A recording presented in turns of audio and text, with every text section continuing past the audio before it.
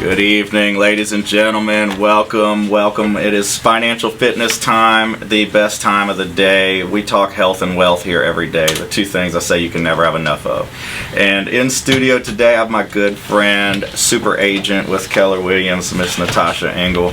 Natasha, how you doing tonight? I'm doing great. Thanks for having me. I appreciate you being here, and I appreciate you taking the time. I know you mentioned you were doing home inspections. You had a busy Monday out on the road today, so I appreciate you jumping in here and getting in the studio with us. No problem. Anytime. Whatever you need, I'm here. So last week, actually we had moved. I have a home inspector supposed to be on next week.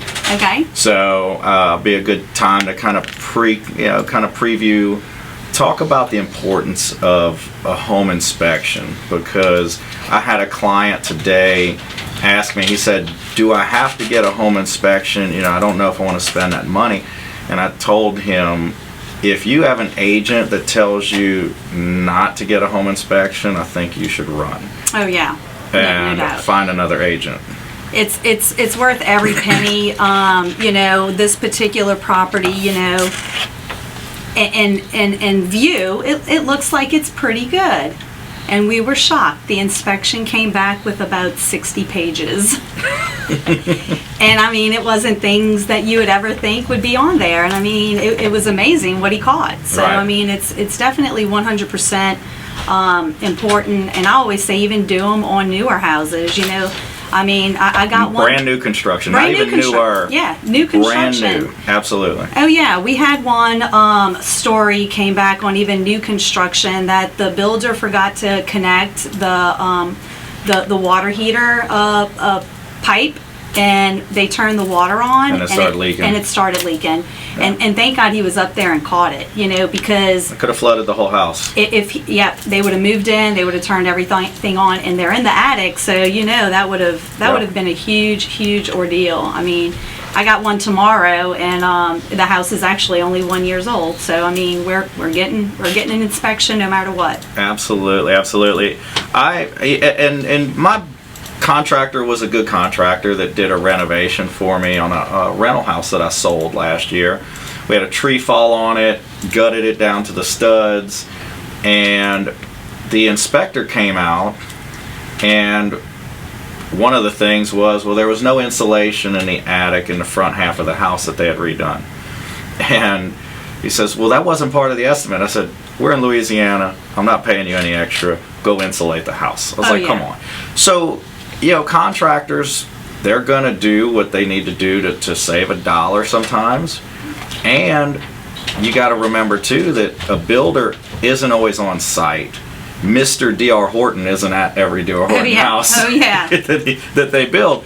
And so these are general subcontractors, and things get overlooked. They're humans. Human error. Yep. And they make mistakes. They do. And so brand new construction oftentimes has issues, just like a existing house can have issues. And so, home inspection is a huge thing, and that's great that you're actually out there on site for these home inspections and making sure everything's done right to protect your clients. Yep. And making sure that everything is looked at accordingly. And then talk about reviewing those home inspections after you get that back, that process. How do you go through that with your client? Yeah, I want them to get familiar with it, so I make sure that they read every page of it themselves, and then I look over it, and then we go over it together, to make sure that they're comfortable with every little thing on there, and we make sure that we're, understanding each item, and that either they're comfortable with it because it meets the value of what they got the deal for,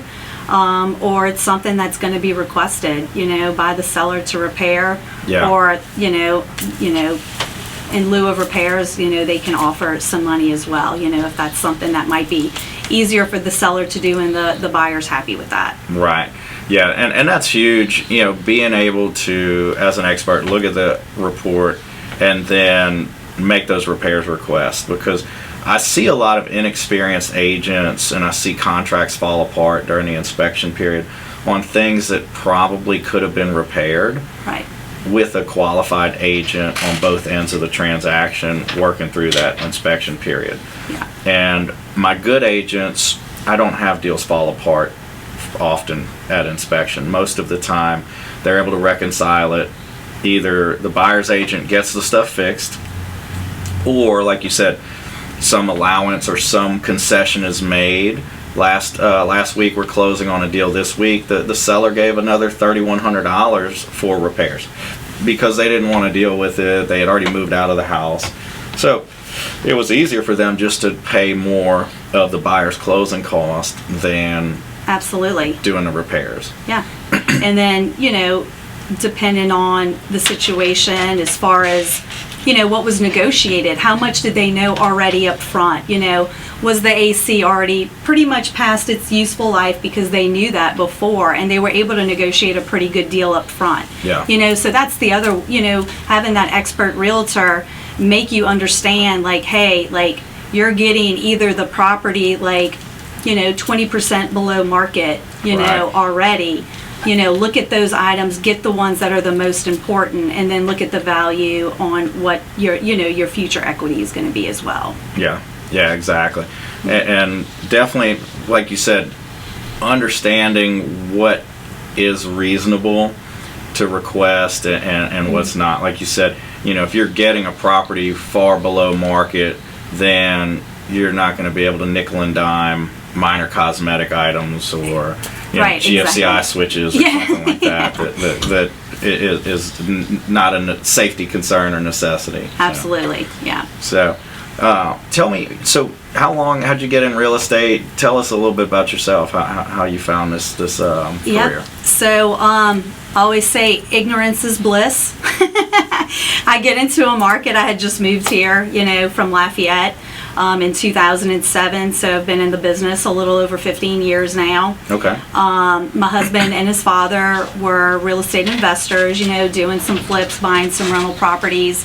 And I had been in sales since I graduated, from college for a few years, and was like, okay, maybe working the 9 to 5, outside sales rep, selling medical equipment wasn't exactly, I think my future career.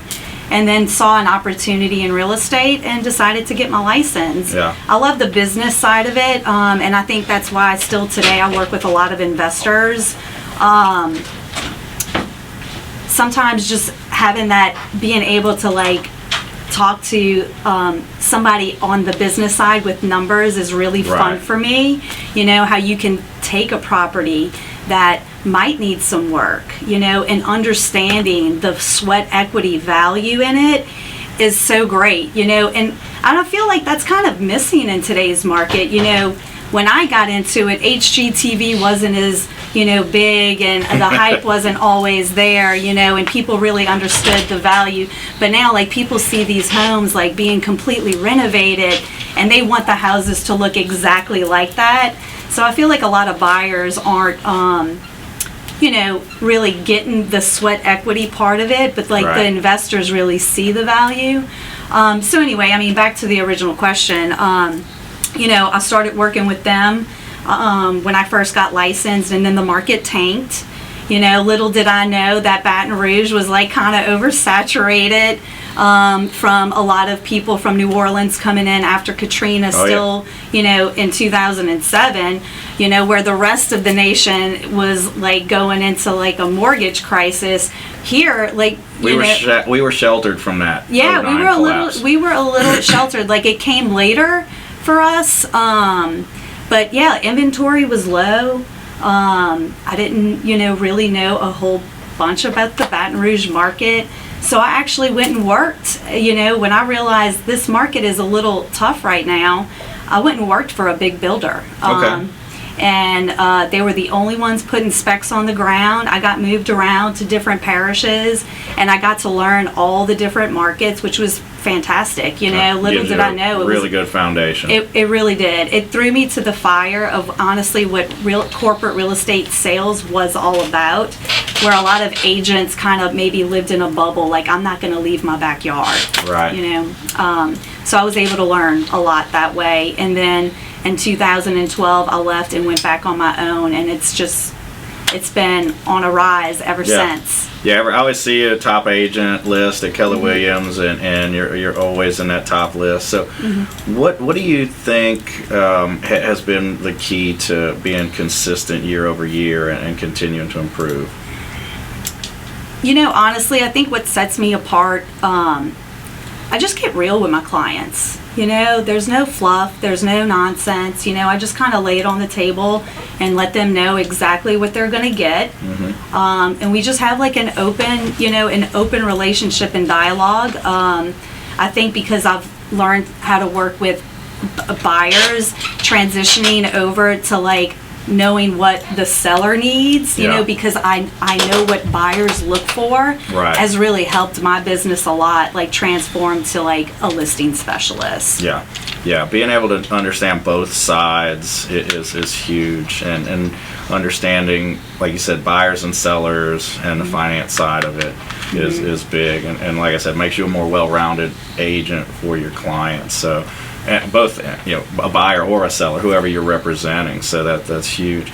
And one thing, when we come back from this short commercial break, I want to get to what you said, keeping it real with your clients, because there was a great article that I read last week, and some of the things that the gentleman, it was a mortgage professional, one of the top mortgage guys in the country, but he talked about how he keeps it real with his clients. So you guys stay tuned for more financial fitness after this short commercial break.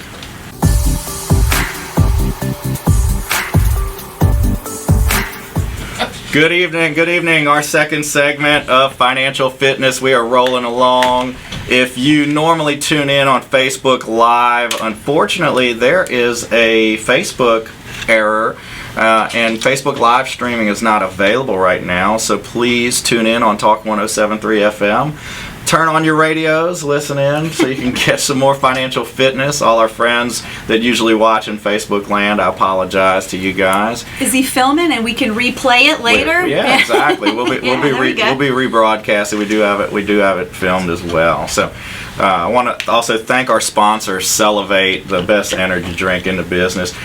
Natasha, I want you to mention you are very picky about your energy drinks. We were talking about that before we went on air, and you cracked yours open, and I wish we had it on video. Oh yeah, did you catch that on video? Oh, you did. Oh, good. Oh, you did. I'm gonna send that to Steve and Chris at Celevate. So tell our listeners what you said, because this was not part of the show, so it was great. So, not to knock any brands out there, but I could never drink Red Bull. Like, I could not get it down. Like, there's something about whatever sweetener they're using. I cannot. Right. I can't take any of them. But this one is delicious. It is. I can drink it. I'm glad to hear that, and healthy. That was like I told you, it's a lot of vitamins and rich. So that may be the thing too. Is you being very health conscious. It's funny how our bodies let us know when we eat something that's bad after we've been eating well, eating clean. You tend to, like, I used to drink sugar-free Red Bull on a daily basis, and Steve and Chris, they saw me on the show. They used to see my Red Bull can, and he circled it and took a picture one day, and he's like, get rid of that. And I was like, well, start sending me some Celevate. There you go. That's the way to do it. And so I don't get paid to promote it. They do give me cases of Celevate, but I drink it, and now I've been on a road trip out of state, and I stopped one time, got a sugar-free Red Bull, and I could barely drink it. It didn't taste good anymore. I used to love them. And I was like, I threw away half of it. I was like, I don't even like it. I was just trying to stay awake. And I was just like, okay. I'll just get some caffeine or some pre-workout stuff and keep going. But, so kudos to our friends at Celevate. We had a unpaid endorsement from Miss Natasha Engle before the show. The orange one is really good. Yeah. And so what we were talking about before the break, you mentioned keeping it real with your clients. And there was a great article I read last week with a top mortgage professional, and he said the same thing, how he's very direct with his clients, and he said the same thing, I keep it real with my clients. And examples that they gave, and I thought these were just beautiful. Like, sometimes you got to hit people between the eyes with the truth. Yeah. when they're complaining about their 6% or 7% interest rate now that they don't want to pay, he tells them, but you're paying 26% on your credit cards and you've got X dollars That's a great point. in credit cards. Yeah. And you have a $4,000 purse. Yes. Yeah. And Right. $400 or $800 shoes. Yeah. But you're worried about your 6% interest rate on your home. Right. When it's the number one thing that actually creates wealth, Exactly. which is buying, purchasing real estate. Right, exactly. Your Louboutins are not going to go up in value after you wear them for a year or two. No, they will not. So he used those examples, and I thought it was, it was great that he tells it like it is, because we often forget, and our clients certainly forget, and sometimes need a hard reminder of where they're spending their money and the importance of the home, the tax benefit. You and I have a brilliant, I can't say their name, but brilliant client right now, and he was looking at the tax implications and being able to deduct the mortgage interest.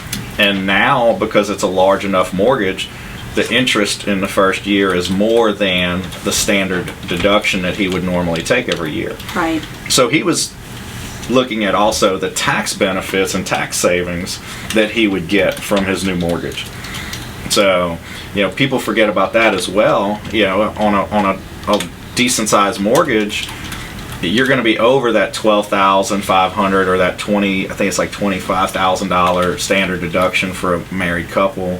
So when you take that into effect and you're paying $30,000 or $40,000 in mortgage payments that first year, that's a nice sizable deduction on your tax return. Absolutely, yeah. And people don't realize that. Yeah. They forget sometimes. That's why it's so important to have a good CPA. Yes. I mean, if anybody that is even W-2'd, I feel, I mean, they're a little bit easier than the 1099s, but I mean, give that to the professionals to do, so they can make sure that you're taking all the correct deductions. Maximize, because the average married couple today is making around 100 grand. Median incomes are in the 60s. So if you're making north of 100, 200,000 on up, and you're W-2'd, you still need to look at some tax planning, tax savings. These people work from home. There's tax deductions for that. Oh, yeah, absolutely. And that's something that you want to do it right, but you want to make sure you maximize those deductions and take advantage of those tax savings. So, it's something very, very important, I think, and people forget that a lot. So that's another one. And the funny thing too, you had the client, they were getting quotes between 7.5% and 8%. Yeah. A few weeks prior, when you called me and asked me, "Can you beat 7.5%?" and I told you absolutely. And that is why also too, having a good agent with good resources, because I mean, tell the do you at 7.5% or 8%, what did your client say they were going to do? I mean, they would have had to make the choice to start looking in a lower price range, or they were going to stay put. Or I mean, or they were going to rent. Like rent. That was plan B. Yeah, was to rent. That's what I was waiting for you to say. I mean, rents, that's 100% interest rate there. Exactly. Yeah. So, I mean, even though, unfortunately, that is some people's only choice, but if there's the workaround, if you can teach them how to be able to get into that lower interest rate, which, I mean, you offer the 2-1 buy down. A lot of people don't even realize about that offer, or even an ARM.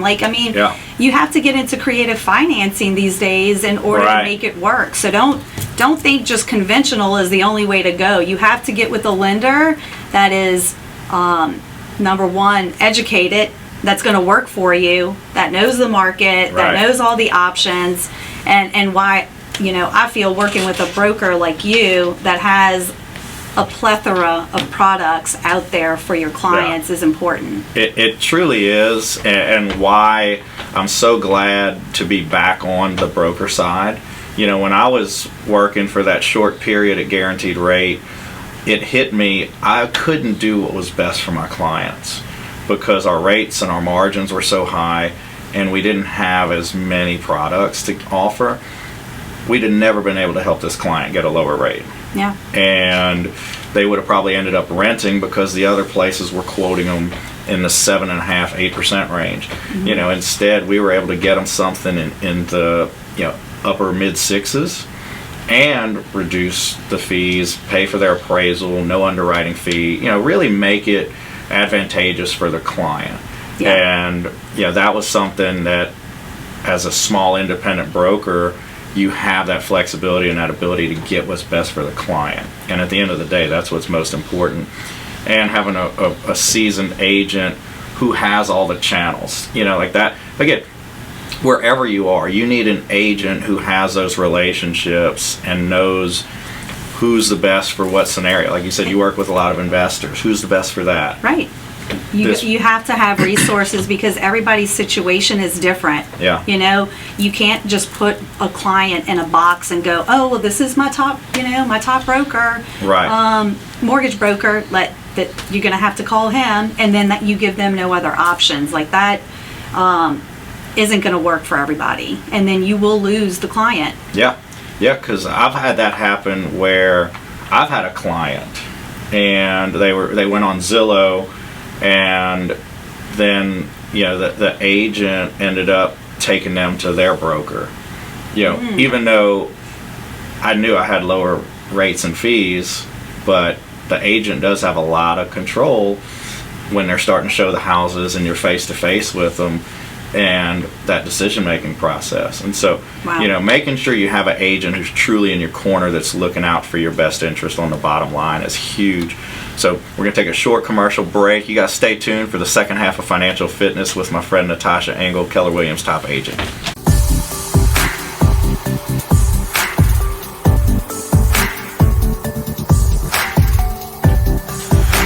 Second half of Financial Fitness. We are live, Talk 107.3, the new flavor of talk radio.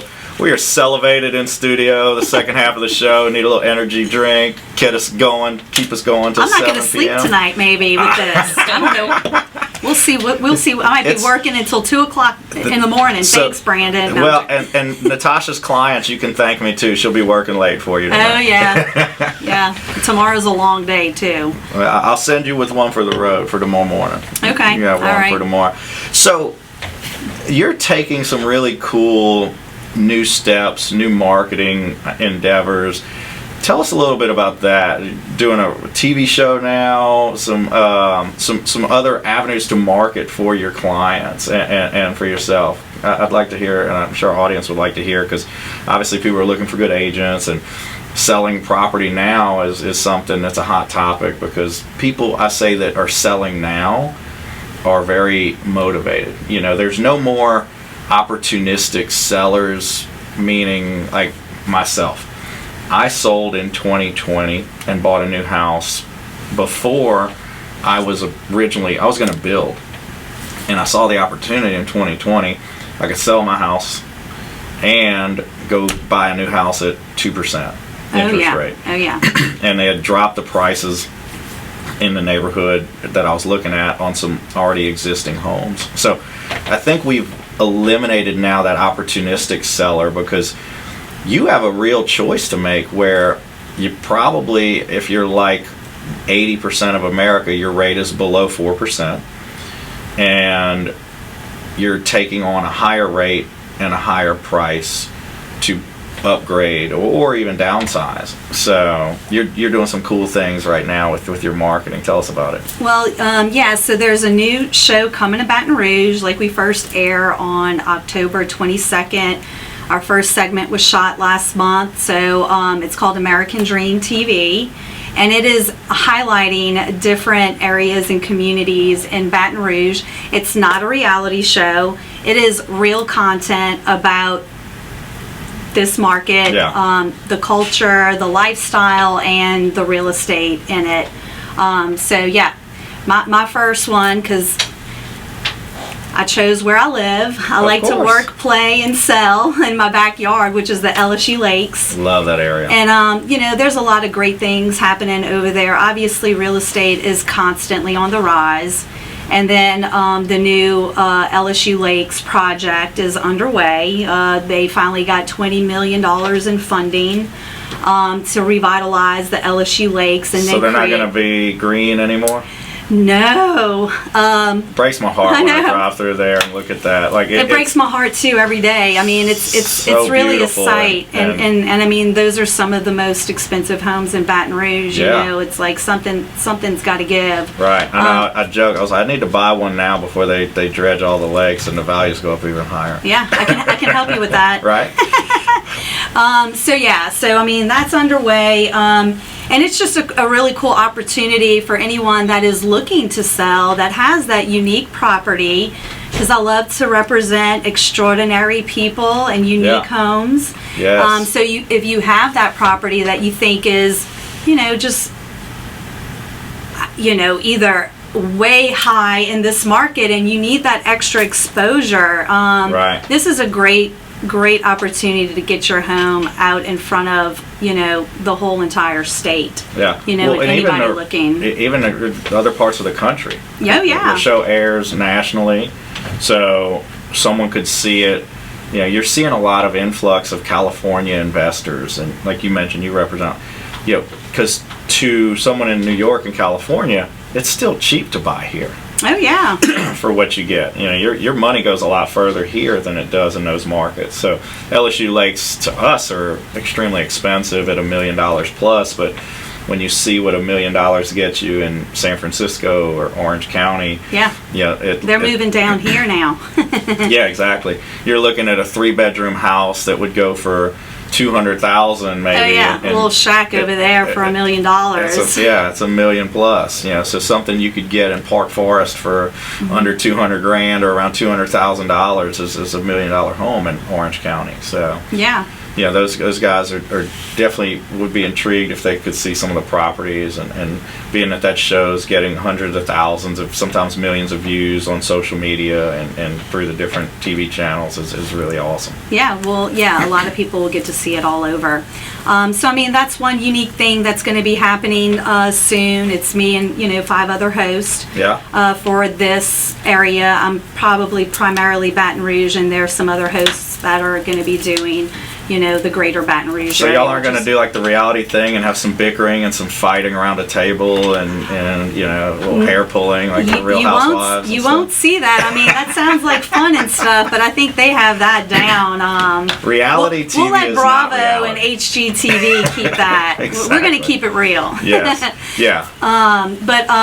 So I mean, another unique thing that I like to provide for my sellers, like I was kind of mentioning earlier, is sometimes sellers just don't have the money or the time to fix their house up, to get it ready to sell. So I'll work with a company that will actually do that for you up front, no cost out of pocket, and you pay it at closing out of your proceeds. That's nice.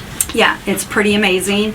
It's the only company that I know that's doing that, even though I do work with several contractors. Because they're taking a good risk. Yep. That the house has to sell. The house has to sell. Yes. Yeah. Yep. And or if not, they just fixed up someone's house and never get paid. Well, they'll get paid. I mean, there is a time frame, but it's a pretty long time frame. And we're just seeing that still. Like even in today's market, most of the buyers, they want a move-in ready home. Of course. And sometimes it's really hard to get that point across to the seller because they've been in their house. They don't see it through the beer goggles. You know what I mean? They think it's amazing because that's just what they see, and that they've lived in it forever. And sometimes, having those hard conversations, like in order to maximize your profit on this sale, you can do these things, because if not, you're probably going to get that kind of right under market value price. Yeah. And especially in today's market on the higher end homes. That's what we're seeing. But that's awesome. So I'm going to repeat that for anyone who didn't catch it. You actually have a company that'll fix up the house. bill the seller to be collected later at closing. So the house is fully updated with the bells and whistles to have it pristine for the buyer. So now you're getting top dollar as a seller. Yep. And the seller's not coming, because some sellers might not have the money. You know, they could be strapped. Yeah. And I mean, a lot of people in this economy right now are strapped. You know, inflation is one of the hottest topics in America. You know, cost of everything is through the roof, and so money's tight for a lot of people. And that's an awesome service to be able to renovate that house and have it tip top to go on the market, and the seller's not coming out of pocket any money. Right. And it's a big team effort. You know, I have to go in and do a lot of market data and research to make sure that we're not going to over renovate for the actual community. Yes. So just depending on the location and what's needed, I work directly with the seller and that company to go, okay, these are the things that have to get done at minimum. Right. Because this is about as high as you're going to sell. You know, now if you're in the higher end market, you know, 500 plus, maybe even 450, you know, depending on the neighborhood, sometimes you're going to have to go the full 9 yards for it to move. Well, and like you said, at that price point, we were talking with clients recently, you want it moving. You don't want to pay $500,000, $600,000 for a fixer-upper. You know, unless it's going to be worth $1 million plus. Right. But normally you're moving today. in. Yeah. Unfortunately, not today. Yeah. Most buyers aren't seeing the worth of the sweat equity, even though like the numbers are there. Like you're getting a deal on it. Mm-hmm. Do the work. Yeah. Because it will be worth $100,000 more later. You know, but most aren't.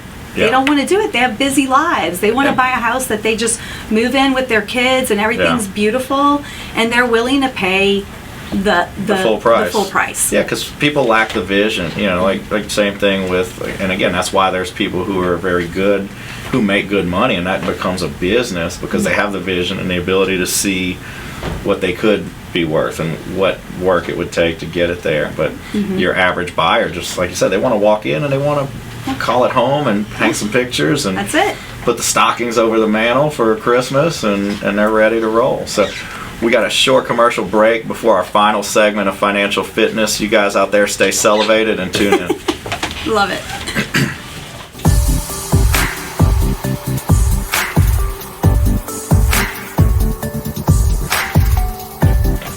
Good evening, everybody. It is the final segment of Financial Fitness. We appreciate all you guys who've been listening. We're talking real estate with real estate expert and one of the top Keller Williams agents in the state, Miss Natasha Engle. And during the break, we were actually just talking about, you know, things that, like you said, kind of getting real with sellers and what needs to be fixed, what needs to be updated, because we are now in a balanced market. I won't call it a buyer's market because I still think we have such a limited inventory supply. Especially under 400,000. Yes. You know, like it's and under 250. Oh, I've still gotten multiple offers on my houses that are in the twos. Yeah, it breaks my heart for my average single income first time buyer who's pre-approved for like 150 to 200. Those are the hardest. It is the absolute hardest. That's when I always pick on my agents and you know, I joke, I tell them when we get below like 250, I tell them, I say, all right, now's when your job gets to be a lot harder than mine. Go find this person a move-in ready house for under 200,000. I can find them a condo. Yeah, maybe. Right, maybe. Yeah. It's crazy when I look and I lie to myself and tell myself I'm not that old. But you know, my first house, I was in my 20s. It was 2007, and I bought a house in Highland Club Estates, custom built Robert Lynch home, and it was beautiful. 4-bed, 3-bath. A little over 2,300 square feet. Wow. High, like 14-foot ceilings. I mean, the house was amazing. I paid $247. it was a foreclosure, but it was a move-in ready Oh yeah. foreclosure. It just needed to be dusted and mopped and cleaned. Like, it was just vacant. It appraised for about $275 at the time, but I look at what $250 gets someone now. Oh yeah. Versus my first house just over 10 years ago. That's 15 years ago 15, now. Yeah. So that's why real estate is such a good investment. And like you were saying, rent is 100% interest. Oh yeah. Your credit cards are in the 20s. Your Christian Louboutins are depreciating the moment you wear them. So your house appreciates. Your house gains value. It's a good investment. Last week, interesting statistic. Last week was the third time in the last 100 years that the stock market and the bond market were both down at such a high percentage. So, people looking at investing, if you want to make a safe investment, I had someone ask me, what stocks do you recommend? I said, I don't give stock tips. And I could give you crypto tips, and I could give you bond tips, because all of them are down dramatically right now. What I would tell you is buy rental property. Right now, 100%. Buy real estate. Excuse me. One of the investment portfolios I was looking at, excuse me, the minimum investment. Take a sip of your salivate. I know. The minimum investment with Blackstone Holdings is $100,000. You have to show a certain net worth to be eligible to invest with Blackstone. Blackstone Holdings' average rate of return is over 12%, plus quarterly payouts. And I'll give you one guess as to what Blackstone Holdings' main holding is. What would you say? Multifamily rental properties. Real estate. Yeah. Real estate. Yeah. Real estate. They own the Bellagio in Las Vegas. They own several multifamily apartment communities, retail office space. So when I'm looking at the highest return for my money, it's real estate. And I was with a gentleman the other night. We were at a fundraising dinner.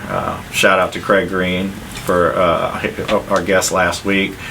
So I'm at this fundraiser. Gentleman, I've heard his name a lot.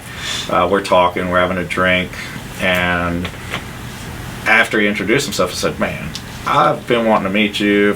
Mutual friend of ours, always brags about your real estate investing, and this guy's made millions and millions and millions of dollars, owns some of the finest estates in Baton Rouge. And his big thing is, if I can make at least a 10% return on my money, I'm buying it. And so he looks at the cap rates, and he follows the Robert Kiyosaki. He's a big Robert Kiyosaki guy. Oh yeah, he's great. We talked about the cash flow quadrant. And so we're talking over dinner, and all of his properties, as soon as he accumulates equity in them, he remortgages them and reinvests that money and buys more property. He said, I'm all about leverage. Yep. Using the bank's money. He's like, if the bank's going to lend me money at 4, 5, 6, or 7% today, but I'm making 10, 15, 20, 30%, I'm doing it every time. And he's just turning that over and accumulating more real estate. And that's where I see right now, because I'm going to repeat that third time in the last 100 years that the stock market and the bond market were both down tremendously. Yeah. And I don't see a bright future for either market. The other thing that is, because we keep under this new administration, and I rarely get political on my show, but we have changed the definition of a recession since we're in one. Right. Right. But we're not in one because we have a new definition of a recession. Yeah. It used to be when GDP was down for 2 consecutive quarters, and another guaranteed indicator was when you had a inverse yield curve, meaning your 10-year treasury is paying less than your 2-year treasury. So right now a 2-year treasury bond is paying a higher yield than a 10-year because inflation is so high. Wow, yeah. No one wants to invest long term in the bond market. So what's happened now is and every time you've had an inverse yield curve, a recession has followed almost immediately. Which we had an inverse yield curve a while back. We had a recession that's not a recession because they said it's not a recession, but it was. So anyway, I'm kidding. But we have an inverse yield curve. 10-year treasury is paying like 3.8, somewhere in that range. I didn't look today, but the 2 years paying over 4.2. So I can make more interest on my money on a 6-month or a 2-year than if I tie it up in a 10-year treasury. So no one's going to buy long-term bonds. And Right. so no one's buying the long-term bonds, the long-term paper. So all these things are very indicative of a huge recession on the horizon. And now is a great time to acquire real estate because it's the one thing that people always need a place to live. Yep. And unfortunately for us, not everyone can get a mortgage and buy. So there's always going to be a huge demand for rentals. There's always going to be a need. 100%. Yep. There's a huge need for multifamily residential, commercial condos. There's a need for apartment complexes. And there is a great upside for investors who are looking to invest in today's market. Mm-hmm. And I think that that's something that a lot of people who are getting their butts kicked in the stock market and in the bond market should probably start looking at, should I take my money out before the market really collapses and put it into real estate that at least I'm going to get a steady, guaranteed payment every single month, and I'll have the tax benefits of all the write-offs that come with real estate, and I can guarantee that I'm going to get rent every single month. Why do you think all these hedge funds, we got very lucky that they didn't really come into our market, but you go look in all the big markets, they went and started buying up communities. 27% of the single family homes were bought by hedge funds. Oh yeah. In a lot of markets. If that didn't tell people something right then and there, and that's the thing, like long Blackstone. term, if you can keep a rental property for 10 years, you are pretty much guaranteed to not only obviously bring in cash flow throughout those 10 years, but then you're going to flip that property. Absolutely. And probably net $100,000, Gold mine. on the sale. Absolute gold mine. Natasha, thank you for being on air with us tonight. Unfortunately, that's all the time we have. Thank you guys from all of us here at Financial Fitness. Tune in next week to Talk 107.3 FM.